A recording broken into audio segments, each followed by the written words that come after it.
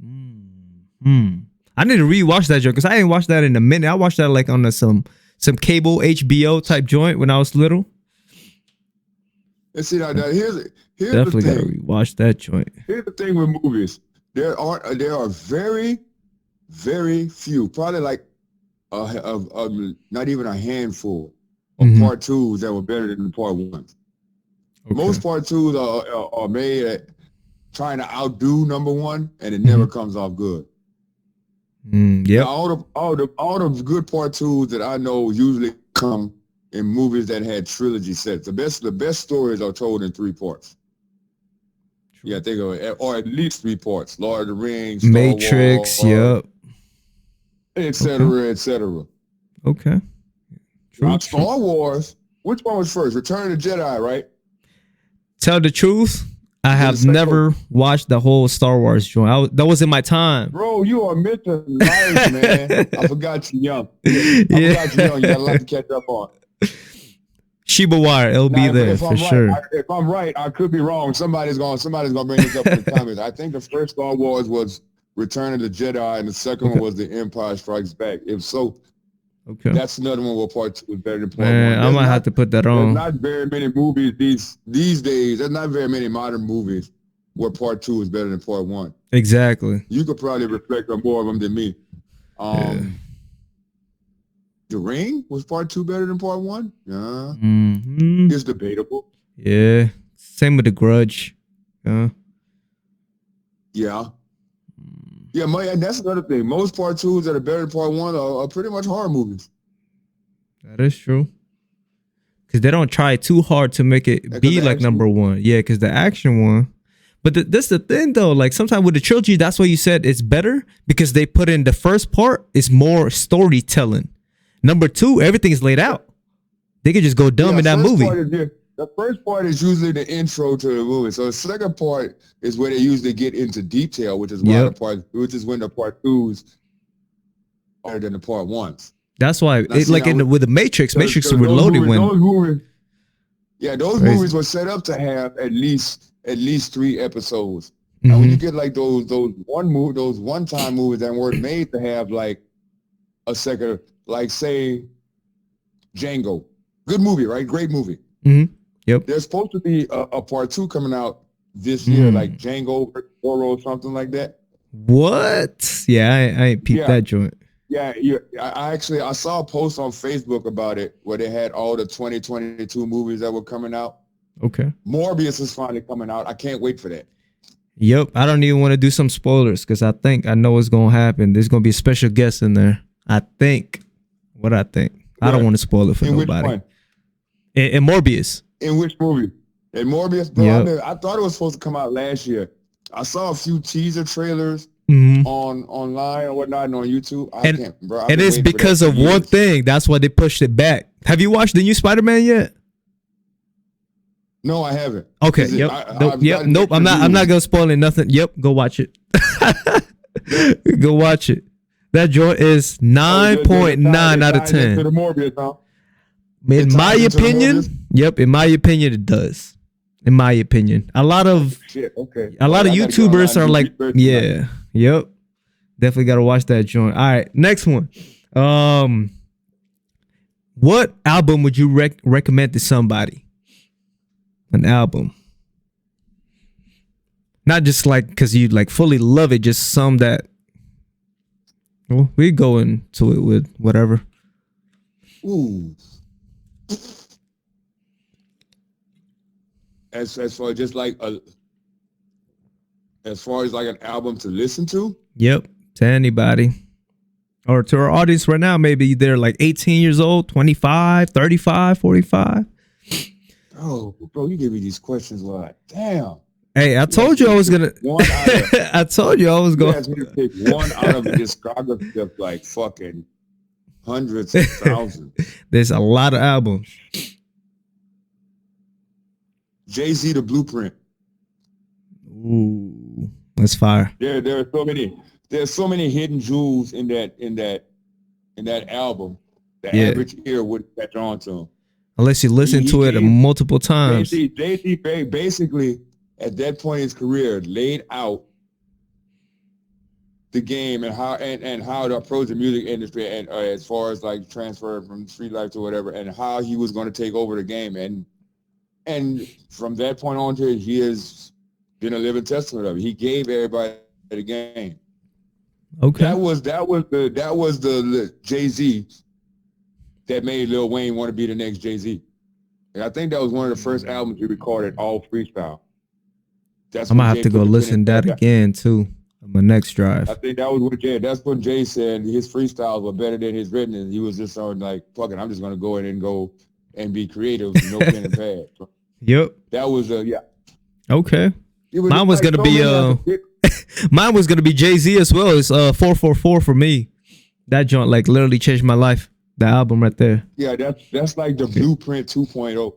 Yeah, that joint goated for me. He's giving you the blueprint for the next 44 years, et cetera, et cetera. Yeah. I still have yet to listen to the whole 444. What? I'm pretty sure it is. It is basically the album that got me into trading stocks, right? Crypto, like investing and stuff. And then also being in a business minded type dude. I just never, like, when I was listening to it, I'm like, the shit that he was talking about, it's like, why am I not working on this? And I've listened to that album maybe 500 times by now. Yeah, so that's pretty much the blueprint after the blueprint. Yeah. The blueprint, yeah, that would be the one. Because I'm from the generation before you. So yeah, that would have been like my 444 back in the day. So I can completely understand why you would say something like that. Okay. All right, next thing about music industry, right? Because I know you want to talk about this joint earlier. What do you think about labels? You getting signed? I would have gave you a different answer to this years ago. Okay. But now with everybody going independent and getting the same understanding the music industry. Mm-hmm. As far as getting signed to a label, before you sign the contract, and any future artists that are thinking of signing major labels, pay close attention to this. Read your contract in entirety, letter for letter, word for word. Fine print. It's not what they offer you. I tell people this all the time. It's not what you know in life. It's what you don't know. That will get you. If you don't read through a contract fully, you could be signing your whole life away for little or nothing. That's true. I was just watching a bunch of videos about this. Yeah, y'all see these mainstream artists getting signed to these big labels, getting big advances and signing for all these gold chains and stuff. That's pretty much all they get out of the deal. They get pennies on the dollar for every CD they sell. The craziest one that I've heard was somebody got signed, right? They fronted him $800,000, right? So it sounds big at that point, right? In your career, like you're 19, 20 years old getting $800K, right? And then if you're big for about 8 years, they literally make 25 million out of you. But that's all you had was that 800,000. Try maybe 64. If they give you 800,000, they've got to see at least 18 to 80 million in potential in you. They've given you almost $1 million just to sign our label. Yeah. They got to see it making at least 10 million off that million for them to even invest that million in the first place. And it's crazy how you got to buy out too. Yep. Like I said earlier, stop letting how much you make be determined by the next person. Yep. Whatever they're willing to give you, you could make 10 times as more investing in yourself. And that's where a lot of artists end up falling off. Exactly. Like, would you rather work in the office for the stock company, or own stocks and trade them on your own? Yeah, I always bet on myself, starting now or been like the past 2 years betting on myself. It's been paying off for sure. Yeah. A lot of people are kind of scared to, take that step. It's because everybody, like I said, been comfortable of, doing what you're doing. And, betting on yourself is super, super uncomfortable. You don't know what's going to happen. You could be homeless in about 10 days. You bet on yourself, really. If you're not confident enough to bet on yourself, what gives anybody else a reason to bet on you? Exactly. To invest in yourself. Yep. Exactly. And then that's a lot of it. That's a basic aspect a lot of people overlook. Yeah. As much you got to see twice as much in yourself as you expect everybody else to see in you. You got to be your own. You got to be your own biggest investor. You got to invest in yourself as much as you expect someone else to believe in you. I mean, like if you want to become a rapper, you got to invest time into working on your craft, writing your lyrics, getting your style down. You got to invest in yourself twice as much in order for them to see the potential in you. True. And it's the same thing with starting a business. You would invest in yourself, you can easily make as much, if not way more, as a company is willing to pay you for your work ethic. It's just super hard in the beginning, and that's it. People always quit in the beginning. Beginning is always gonna be hard. Nobody wants to admit. Nobody wants to take a chance and potentially failing. Yep, everybody's scared to fail. But that's where you learn. Everybody gets this big idea of starting their own business. You just start making money from day one. Yeah. Not that much. Exactly. You got to build it up. All right, because I know you doing a lot of things. I got like one more question for you, and that's about it for this podcast. Last one is, who you got going to the Super Bowl? AFC and NFC. Shit. I never make that prediction until the playoffs start. You guys, AFC. Ooh. Let's go with the early favorites. Going with the Chiefs? Titans? Who's making noise? I don't see anybody really making noise in the AFC. Kansas City has been beaten. Titans. But Titans might be, locking up if they win, I think, this week. They're number one in the AFC. I'm surprised, too. Is Tannehill still quarterback? Yep. The thing is, Derrick Henry's coming back. Yeah, he coming back in the offseason. I mean, in the playoffs. Is Baltimore still in the playoff hunt? Nope. You know what? I'm going to make a long shot guess. Okay. Cincinnati. Ooh, I didn't even think about that right now. They did just beat the Chiefs too last week. Ooh. Yeah, you know, I love the long shots. I love the underdogs. So let's go. I like Burrow too. Burrow and Chase. Yeah. I mess with them heavy. LSU man. I'm an LSU man. I can't get my dog. And then who you got in the AFC. NFC. Another long shot, and I'm a Saints fan. You know I fucking hate to say this. Cowboys. What? Yep. And they playing right now too. I don't even know what the score is. I know they're playing the Eagles. For some reason, I just have the feeling that Green Bay and Tampa Bay are going to meet up. Green Bay and Tampa Bay are going to meet up in the playoffs again. Somebody's going home hurt. Yeah. Oh yeah. With that, who do you think is going down? Because right now, literally, No, I take that back. Scratch Dallas. Okay. Green Bay. That's my bet too for AFC. I feel like they're going all the way. For the simple fact that Aaron Rodgers is gone after this year, and he has to make a good showing in order to attract the right teams to get the max contract. And that's what I'm saying. With the situation, him not even wanting to be there in Green Bay in the first place, he's going to have to show that despite that he's a team player and he's willing to do the best he can do. So leading Green Bay to the Super Bowl is way out the door. It's his best job interview that he could do.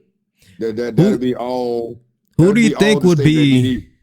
Who do you think, or which team do you think has the highest chance of beating them in the NFC? We got Rams, the Cardinals, Cowboys, Tampa Bay. It's rough in the NFC. You know what? As odd as it sounds, Arizona, if they make it. Because I did heard that D-Hop is coming back and J.J. Watt. I think it's always the team you least expect to beat you in the playoffs that ends up beating you. That is true. Is Watt still healthy? Is Watt still on the line there? He's coming back. He's been hurt. He's coming back. Bro, that dude is the Mr. Glass of the NFL, man. Watt is a definite Hall of Famer. Let me say this about Watt. I don't want to get too deep into it. Why is it the best athletes can't even stay healthy these days? Watt has gone down to the most freakish of injuries for I don't know how many years in his career. And he is one of the strongest, most dominant physical specimens on the D line that we see at this league. Over AD. But if you go back and look at the injuries that have put him out for at whatever point in his career or ended his season, they don't even look like that bad of a injury, muscle tweak or a joint bending out of place. It's like he looks like he stubs his toe or trips over his own toe, and then he has an ACL tear. It's like to say he's one of the strongest and most dominant players. He can't stay healthy. Yeah. That is true. I'm not gonna go any further into it than that. But back then, though, JJ Watt was one of the defensive guys that literally would change the outcome of the game by himself. Like even he plays in the offense sometimes, getting touchdowns. That's how good he was. Big six is all. I miss that JJ doing the Nene Watt left on the But yeah, we're gonna go Green Bay and Green Bay. Okay, and then what is your prediction with the final score? It'd be like a 24-31-17 type score. Okay, for who? Green Bay winning. Ooh, yep. I feel like Burrow and them will get that far. It's just they too young. The whole team. That's the whole team is young. That's what kills me. They come in, they get in the game late and give Aaron Rodgers too much time and experience to seal the game at the last minutes. Because I feel like that's what happened with Patty at them at first. But with Patty, at least he had, Kelsey and all of them. There was like mature guys in that team. You know what? To be honest, I haven't been paying that much attention to the season, so I don't know what team is making late pushes, who's there, who's injured, who's healthy on what team. So that question there, I'm probably going to end up looking bad on. That one. But no, that's pretty good to be honest. Yeah, Green Bay better not mess this up. Yep. This is their last chance. They got none with Jordan Love. But all right, Unc, appreciate you. Being in the Legacy Podcast. Appreciate it. Thanks for your time. Oh, no problem, bro. Time for me to get all my stuff in. Yeah, it's starting. Lightning is starting to strike again. It's getting ready to rain again.